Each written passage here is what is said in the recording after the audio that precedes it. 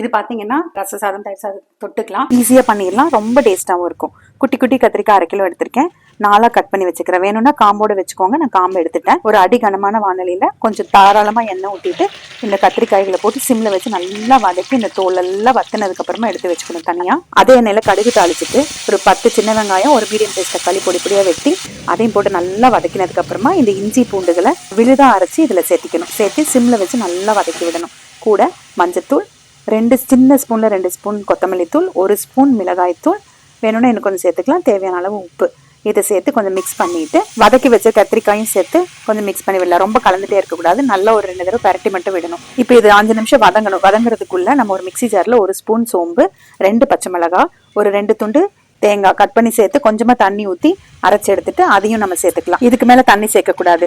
சிம்மில் வச்சுட்டு நடுவில் ஒரு 2 தடவை மட்டும் கலந்து விட்டுட்டு நல்லா ட்ரை ஆனதுமே ஆஃப் பண்ணிட்டு சர்வ் பண்ண வேண்டியதுதான்.